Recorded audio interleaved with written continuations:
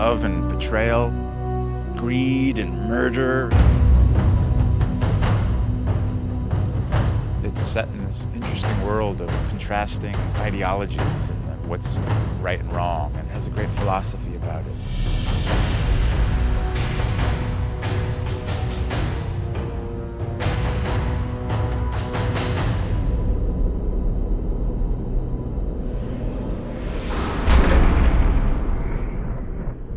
Game of Thrones is about power struggles in a fantasy kingdom called Westeros, and it's about a struggle for the Iron Throne, which is the seat of power in this kingdom.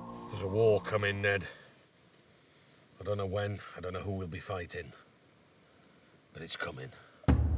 At the core of it, there's a conflict for power between two great houses initially, House Stark and House Lannister.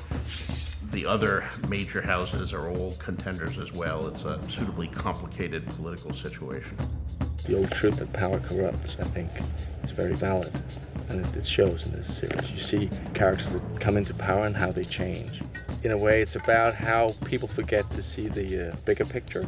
There's a common threat that everybody kind of ignores because they're too busy pursuing their own interests. And meanwhile, outside the Seven Kingdoms, two great threats are rising. One across the sea in the exiled Targaryen siblings, and another one far to the north, beyond the Wall, which is the boundary of the Seven Kingdoms, in lands of perpetual ice and cold, where a supernatural threat is stirring. It's very different from anything that's been done. I can't think of another fantasy which is as dark as this one is, which is as gritty and as real. Every single character is incredibly complex. You think you know them, you think you've got them pegged as what they seemingly are, but they really aren't. Is there someone in your service whom you trust completely? Yes. The wiser answer was no, my lord. It's not a good guys, bad guys story. It's a story where everybody is pursuing their own interest and everybody is following their own code, and it's about those interests and those ethics coming into conflict with each other, and it just provides a much richer story than the guys in white beating the guys in black. Lord Baelish, perhaps I was wrong to distrust you. Distrusting me was the wisest thing you've done since you climbed off your horse. It's quite a big, sprawling, epic kind of story, and fascinating characters, different characters, very rich, sort of tasty characters in there. You don't know who they all are and how they fit in. Shouldn't be out here, my lord. There's no telling who has eyes where. Let them look. So I've found it's very dense and it's very multi-layered. I think that's what I find quite intriguing and quite fascinating about this thing. Ned Stark is the center of the series. He's very realistic, quite a pragmatic character. This is fine work. It's not for sale. If his lordship wants the helmet, I made it for me. forgive him, my lord. There's nothing to forgive. He's principled, he has values, and above all, he's very loyal, you know, and that's something that he demonstrates on many occasions. You helped me win the Iron Throne, now help me keep the thing. We were meant to rule together. That is the Lord of Winterfell, and he's married to Catelyn Tully. Together they have a number of children. 17 years ago, you rode off with Robert Baratheon. You came back a year later with another woman's son. Jon Snow, he's of an age with Robb, the eldest son, and they're closest brothers. I would say Jon Snow is a young hero in a lot of ways. Well, Lord Snow, it appears you're the least useless person here. Personally, I think there's a hell of a lot of inner turmoil if he's fighting between his ambition to be someone and to make a mark on things. I'm ready. You're not going. You're no ranger, John. Here. A man gets what he earns. And he earns it. His ambition can and does make him do quite extreme things. The Lannisters are the Queen's family. Robert Baratheon, the king, wed the daughter of another great house, Cersei Lannister. She is the queen of the Seven Kingdoms. She's quite tricky, layered, and power mad. She's smart and political, and she has a very hard time trusting anyone. You're just a soldier, aren't you? You take your orders and you carry on. I was also trained to kill my enemies, Your Grace. As was I. there's a definite sense with Cersei that if it will further her game of power, she'll get rid of anybody. It doesn't really matter. Jaime, her twin brother, is one of the members of the King's Guard. It would be good to have you on the field. The competition has become a bit stale. I don't fight in tournaments, because when I fight a man for real, I don't want him to know what I can do. He is a soldier and he doesn't care about the politics. He knows the game and he does not want to be directly involved in it. Cersei and Jaime also have another brother, Tyrion Lannister. Tyrion Lannister, because of his size, has had a very complicated upbringing in relation to his father and his sister. He's very well read. He has 0 powers with physical defenses, so he has to defend himself with his wit and charm. There's a set of characters that you also encounter who are across the Narrow Sea on an entirely different continent. May I present my honored guests, Viserys of House Targaryen, the rightful king of the Andals, and his sister, Daenerys of House Targaryen.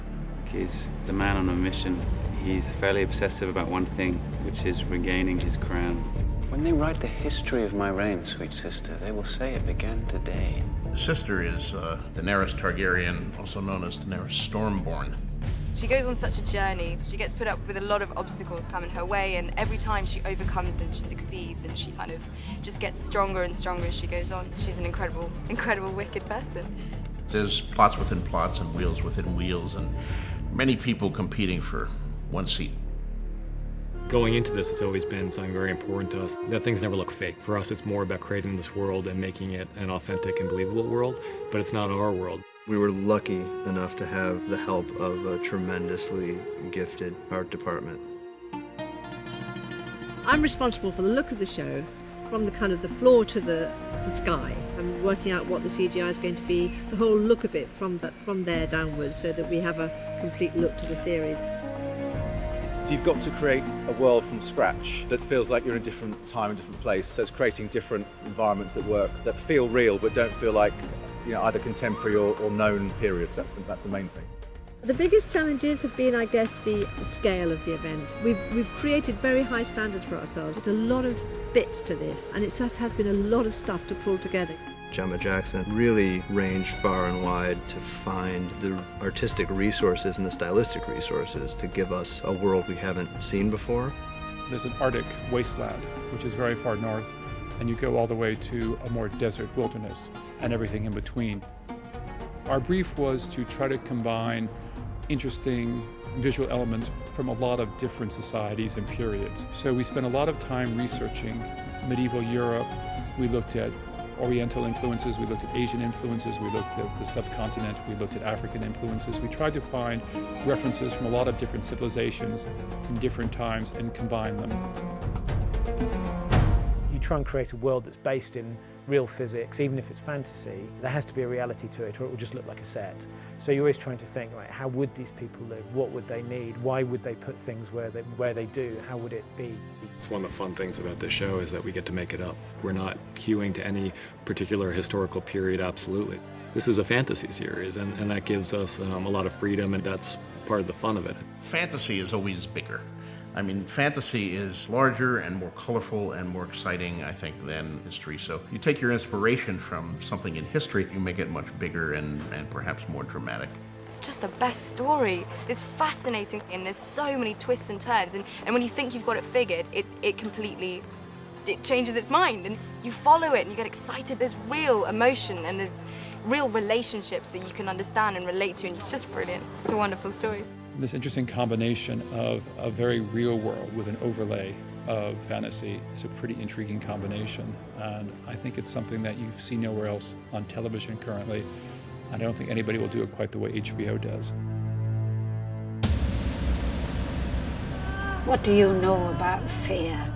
Fear is for the winter, when the snows fall 100 feet deep. Fear is for the long night, when the white walkers move through the woods, when the sun hides for years, and children are born and live and die, all in darkness. That is the time for fear, my lord.